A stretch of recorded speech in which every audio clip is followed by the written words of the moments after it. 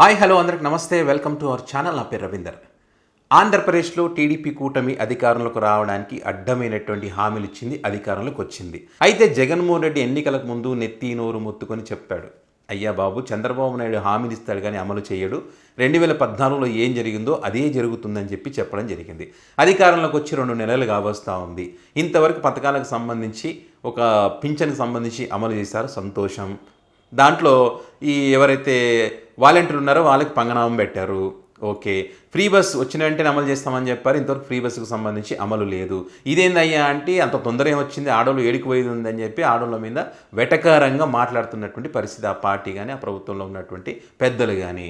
అయితే మరి తెలంగాణ రాష్ట్రంలో వాళ్ళ అధికారంలోకి వచ్చినంటే నీ పథకాన్ని అమలు చేస్తారు, కర్ణాటకలో కూడా అదే రకంగా వెంటనే అమలు చేస్తారు. కాబట్టి ఆ మహిళలు ఆటోమేటిక్గా అనుకుంటారు కదా, అయ్యో మేము అదే ఓట్లు వేసి గెలిపించాం కదా, మరి ఆ పథకం అమలు చేస్తారని ఆశ ఉంటుంది. కాబట్టి చాలామంది అడిగినటువంటి పరిస్థితి. సరే, దానికి సంబంధించి ఆ శాఖ మంత్రి ఏం చెప్పాడు, విధి విధానాలు ఖరారు చేయాలి, ఖరారు అయిన తర్వాత ఈ తెలంగాణ రాష్ట్రంలో కర్ణాటక రాష్ట్రంలో ఏ విధంగా అమలవుతుందో ఒక కమిటీ ఇక్కడికి వెళ్ళి వారు చూసి పరిశీలించిన తర్వాత ఆ కమిటీ ఇచ్చే నివేదిక ఆధారంగా ఆంధ్రప్రదేశ్లో ఫ్రీ బస్ అనేటువంటిది అమలు చేస్తాము అని చెప్పి మంత్రి సెలవిచ్చారు.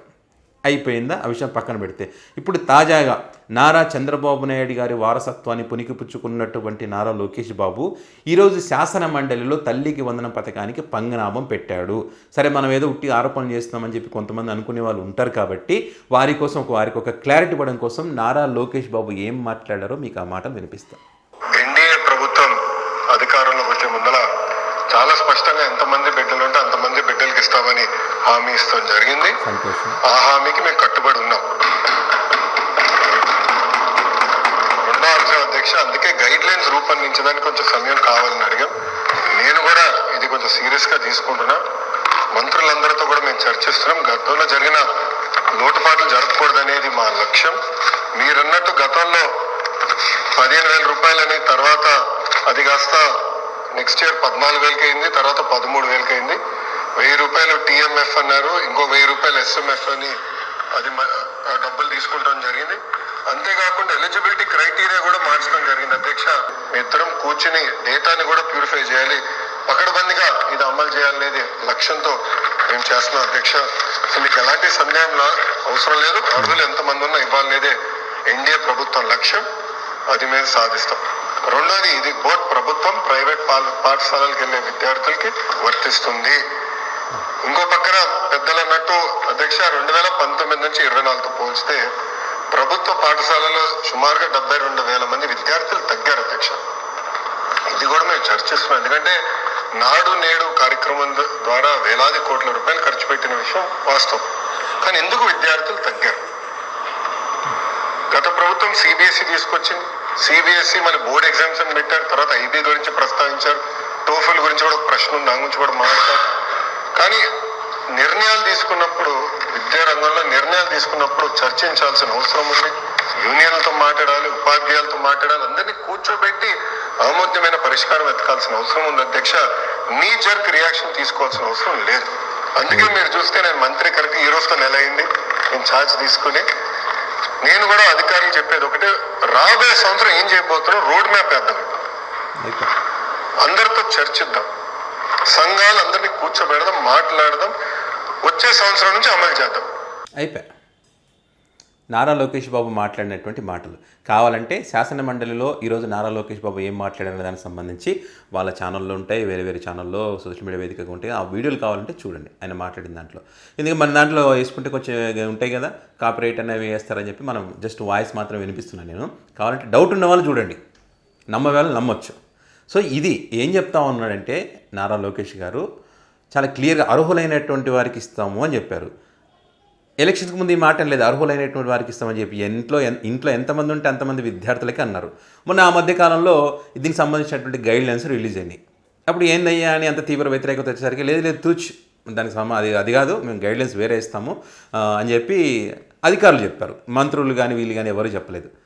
ఇప్పుడు తాజాగా మరి దీనికి ఆధార్ కార్డు కంపల్సరీ లింక్ అయి ఉండాలి, ఆధార్ కార్డు అప్డేట్ చేసుకోవాలి, తల్లిదండ్రులు ఎవరైతే ఉంటారో వాళ్ళు ఆ లింక్ చేసుకొని ఉండాలని చెప్పి చాలామంది చెప్తున్నారు ఈ పథకం అమలు చేయాలంటే. ఎందుకని ఆధార్ కార్డు పక్కా చేస్తున్నారని అంటే ఆధార్ కార్డ్ అనేటువంటిది బ్యాంకుకి లింక్ అయి ఉంటుంది. బ్యాంకుకు లింక్ అయి ఉంటుందంటే బ్యాంక్ డీటెయిల్స్ అన్నీ వీళ్ళు తెలుసుకోవడానికి అవకాశం ఉంటుంది. సో మీ సంవత్సరం ఆదాయం ఇంత వచ్చింది, ఇది ఉంది కాబట్టి మీకు ఇది కోత, మీకు ఈ పథకం రాదు అని చెప్పడానికి ఒక ప్లాన్ అన్నమాట. అంటే ఈ పథకానికి సంబంధించి ఎలక్షన్స్కు ముందు దీని విధి విధానాలు తెలుసు. జగన్మోహన్ రెడ్డి అమ్మఒడి పథకంతో ఇంట్లో ప్రతి విద్యార్థికి ఇస్తున్నారన్న సంగతి తెలుసు. ఎలక్షన్స్ ముందు ప్రతి విద్యార్థికి అన్నారు. ఎలక్షన్ తర్వాత మీరు చెప్తూ తల్లికి ఒక్కరికి మాత్రమే అన్నారు. తల్లులు ఇద్దరు ఉన్నారు కదా, ఒక తల్లికి ఇంటికి ఒక తల్లికి మాత్రమే అని చెప్పారు. అంటే మీరు మోసం చేస్తున్నట్టే కదా. అందరికీ అన్నారు, తర్వాత ఒక్కరికి అన్నారు. అన్ని స్కూళ్ళకి అన్నారు, ఇప్పుడు మళ్ళీ కొన్ని స్కూళ్ళకి అంటున్నారు. సో ఈ రకంగా మీరు మాట మార్చినట్టే కదా. పోనీ దాంట్లో 1 కోటి మందిలో కనీసం 50 లక్షల మంది తీసేసినా పర్వాలేదు, కనీసం 50 లక్షల మంది కానీ ఇస్తున్నారు అనుకుందాం. అది కూడా ఇచ్చే పరిస్థితి లేదు. జగన్మోహన్ రెడ్డి కంటిన్యూ అయ్యింటే కనుక ఈ జూన్లోనో జూలైలోనో అది అమ్మఒడి పథకానికి సంబంధించిన అమౌంట్ పడేది. కానీ ప్రజలు ఓడించారు, ఈ ప్రభుత్వాన్ని గెలిపించారు కాబట్టి, ఈ పార్టీని గెలిపించారు కాబట్టి వీళ్ళు ఇచ్చినటువంటి హామీలను నమ్మి మరి మీరు చెయ్యాలి కదా, అది లేదు. ఏం చెప్తున్నారంటే సారు, చాలా ప్రశాంతంగా టెన్షన్ పడకుండా మనం అన్నీ ఆలోచించి యూనియన్లతోని, ఉపాధ్యాయులతోని, మరి ఎవరైతే విద్యార్థుల తల్లిదండ్రులతో, అందరితో, సహచర మంత్రులతోని, అధికారులతోని చాలా నీట్గా ఆలోచించి ఏం చేద్దాం, ఎట్లా చేద్దాం అని చెప్పి వచ్చే సంవత్సరం దీనికి సంబంధించినటువంటి విధి విధానాలు ఏ రకంగా ఉందని చెప్పి వచ్చే సంవత్సరం నుంచి దీన్ని అమలు చేద్దామని చెప్పి సావు కొబ్బరు సల్లగా చెప్పిండు శాసన మండలి వేదికగా నారా లోకేష్ బాబు. ఇంకా ఇది ఏమంటారు చెప్పండి? మనం ఏమన్నా ఇప్పుడు ఒక పథకం అమలు కావట్లేదనంటే వీడు ఓవర్ చేస్తున్నాడు, వీడు పేటీఎం బ్యాచ్, వీడు పలానా జాతికి సంబంధించినోడు, వీనికి సుట్కేస్ అంది అని చెప్పి మాట్లాడతారు. ఉన్న వాస్తవాన్ని ప్రజలకు చెప్పే ప్రయత్నం చేస్తాం. ఇన్ కేసు నువ్వు ఈరోజు కనుక దీనికి సంబంధించి నారా లోకేష్ బాబు శాసనమండలి వేదికగా తల్లికి వందనం స్కీమ్ రేపటి నుంచి అమలు చేయబోతున్నాం, లేకుంటే ఫస్ట్ నుంచి అమలు చేయబోతున్నాం, దీని విధి విధానాలు ఇవన్నీ చెప్పింటే కనుక, అయ్యా ఒక పథకాన్ని అమలు చేస్తూ ఉన్నారు వీళ్ళు, మరి ఈ విధి విధానాలు ఈ రకంగా ఉన్నాయంట, మరి మీరు అప్లై చేసుకోండి అని చెప్పి దానికి సంబంధించిన కూడా ఒక వీడియో కూడా వాళ్ళకి ఇన్ఫర్మేషన్ ఇచ్చే విధంగా ఒక వీడియో కూడా మనం చేయగలం, చేస్తాం కూడా. ప్రజలకు తెలియాలి, ఏదన్నా ప్రజలకు తెలియాలి. మంచి చేస్తే మంచి జరిగిందనే చెప్తాం. మంచి కన్నా ప్రభుత్వం చెడు చేస్తే చెడునే ఎక్కువ ప్రశ్నిస్తాం మనం. ఎందుకంటే మనం చెడుని ప్రశ్నిస్తుంటేనే మంచి చేయడానికి వాళ్ళకి అవకాశం ఉంటుంది, ఎక్కువ చేస్తారు. అది మన ప్రయత్నం అంతే. ఎవరో మనకి పేటీఎంలో ఇంకో రకంగా ఎవరు డబ్బులు లేదు, మీరు ఎవడో ఏమనుకున్నా, ఎవడెంత బూతులు పెట్టినా, ఎవడెంత కామెంట్లు వేసినా మనకేం బాధ లేదు. ఎందుకంటే మనం నిజం మాట్లాడుతున్నాం కాబట్టి భయపడాల్సిన పని ఏమీ లేదు. సో ఇది ఇందులో నిజం ఉందా లేదా అనేటువంటి డౌట్ ఉంటే వాళ్ళు కావాలంటే వీడియోలు చూసుకోవచ్చు. వచ్చే సంవత్సరం వరకు ఈ పథకం అమలు కాదని చెప్పి స్వయంగా ఆయనే క్లారిటీ ఇచ్చారు. వచ్చే సంవత్సరం అమలు అవుతుందో లేదో కూడా తెలియనటువంటి పరిస్థితి. దీనన్నిటికీ పూర్తి బాధ్యత నాదే అని చెప్పినటువంటి మౌనదీక్ష చేస్తున్నటువంటి పవన్ సార్ ఏం మాట్లాడుతారో చూడాలి, చంద్రబాబు నాయుడు సార్ ఏం మాట్లాడుతారో చూడాలి. మరి ప్రజలు ఏం చేయలేరు ఈ 5 సంవత్సరాల కాలంలో, వాళ్ళని ఏం అనలేని పరిస్థితి. సో చాలామంది అంటే కొంతమంది అంటున్నారు ప్రజలు అనుభవించండి, ఓట్లు వేశారు కదా అంటున్నారు. మరో కొంతమంది ఏమంటున్నారు, అయ్యా బాబు ఇది ప్రజల తీర్పు కాదురా నాయన, ఇది ఈవీఎంల తీర్పు, ప్రజలు ఏం చేస్తారు పాపం అని చెప్పి కొంతమంది అంటున్నారు. సో ఇది పరిస్థితి.